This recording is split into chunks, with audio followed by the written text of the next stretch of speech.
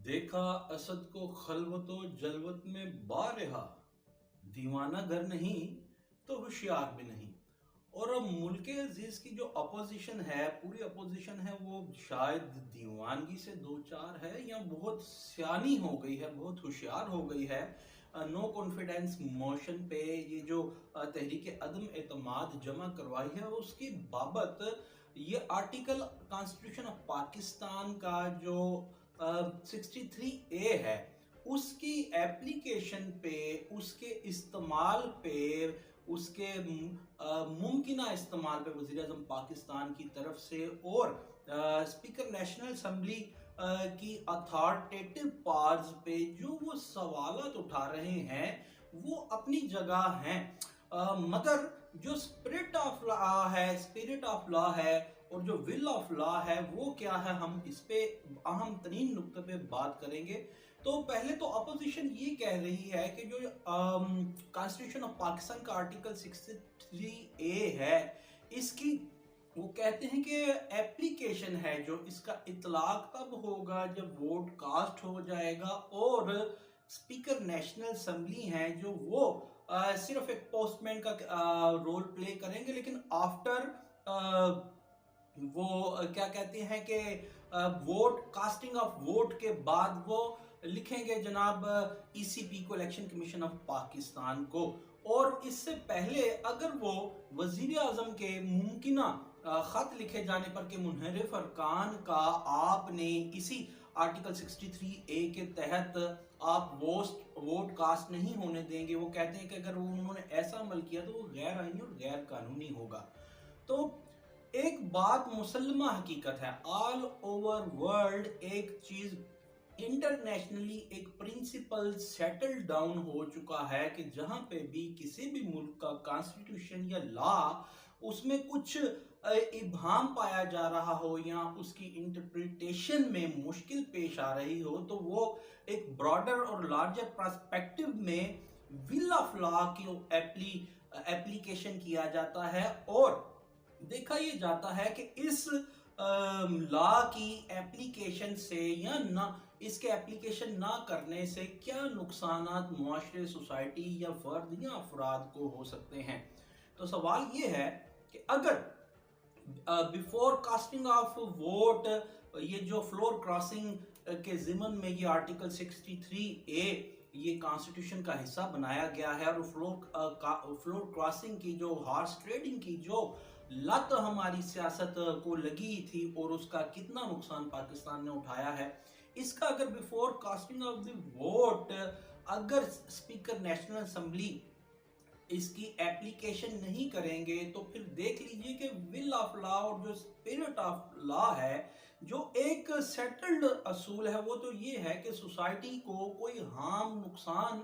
या उसके बुरे असरात ना पड़े, इसीलिए वो कानून जहां पे खामोश होता है उसका इतलाक इन पैरामीटर्स पर, इन खतूत पर कर दिया जाता है कि ये सोसाइटी के, मुआशरे के और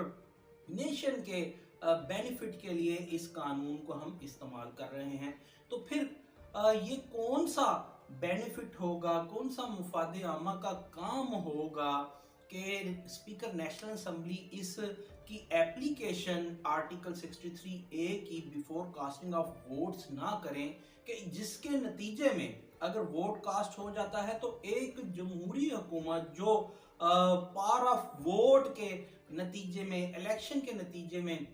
1.5 करोड़ तकरीबन कमोबेश वोटर्स की इलेक्टेड गवर्नमेंट गिर जाएगी। तो क्या ये मुफाद आमा के खिलाफ नहीं होगा? और विल ऑफ लॉ तो यही है कि मुफाद आमा के खिलाफ कोई काम अगर हो रहा है और अगर कानून वहां खामोश है या मुबहिम है, तो आप ये देखेंगे कि लार्जर पर्सपेक्टिव में आपकी सोसाइटी को उससे नुकसान है या फायदा। अब ये सोचना आपका काम है। और दूसरी तरफ अपोजिशन जो बात कर रही है वो सिर्फ विल ऑफ लॉ की या स्पिरिट ऑफ लॉ की बात नहीं कर रही, वो कर रहे हैं एप्लीकेशन ऑफ लॉ की बात। वो कहते हैं कि जी बिफोर कास्टिंग ऑफ वोट यहाँ पे speaker national assembly prime minister के यानी चेयरमैन पार्टी के खत के बावजूद कुछ नहीं करेंगे, नहीं कर सकते, चूंकि ये आर्टिकल उसकी वो इंटरप्रिटेशन वो खुद करते हैं, खुद साख्ता, मेरी दानिस्त में वो खुद साख्ता करते हैं, और वो इसको यूं बयान कर रहे हैं कि वो ये कहते हैं कि ये एप्लीकेशन ऑफ आर्टिकल 63A तब होगा जब वोट कास्ट हो जाएगा, यानी क्राइम कमिट हो जाएगा, तो आफ्टर कमिटमेंट ऑफ क्राइम उसके बाद जनाब कॉन्स्टिट्यूशन या लॉ हरकत में आता है। तो सवाल यूं है कि ये दो मुख्तलिफ बातें हैं। एक तरफ स्पिरिट ऑफ लॉ की बात है, विल ऑफ लॉ की बात है, जो इंटरनेशनली सेटल डाउन प्रिंसिपल है कानूनी, कि कानून जहां मुबहिम है वहां मुफादे आमा के लिए वो खुद से खुद वो रास्ता इख्तियार करेगा जो मुफादे आमा की बेहतरी में है। और मुफादे आमा कमोबेश 1.5 करोड़ से जायद वोट लेने वाली पार्टी को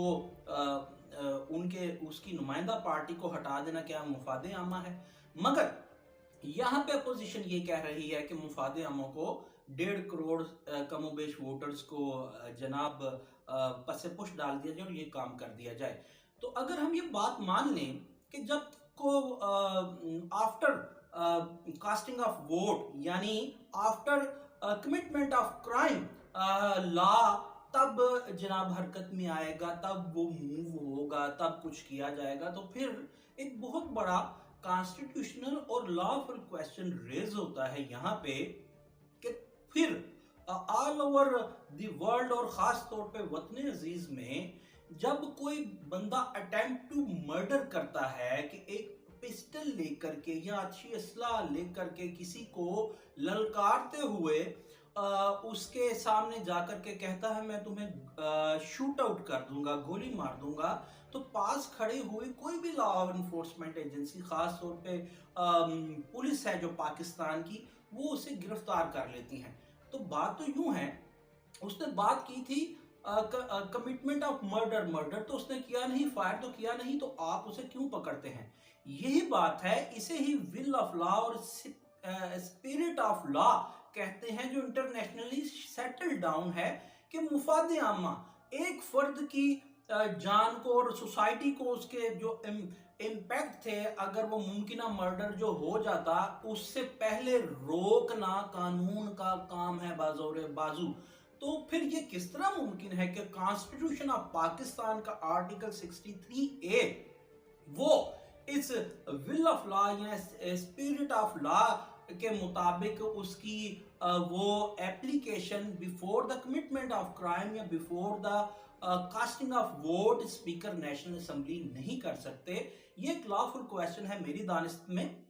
हो सकता है कि इसके कोई और भी मानियों मुतालिब हों, कोई और भी डायमेंशंस हों, एस्पेक्ट निकलते हों, मगर एक चीज मुसल्लमा हकीकत है कि कानून या कॉन्स्टिट्यूशन सिर्फ जुर्म सरजद होने के बाद हरकत में नहीं आता, बल्कि वो जुर्म जो सोसाइटी पर जिसके इम्पैक्ट्स बुरे असरात पड़ते हैं उससे पहले ही कानून को हरकत में आ जाने की इजाजत है, और ये एक सेटल्ड लॉ है। तो क्या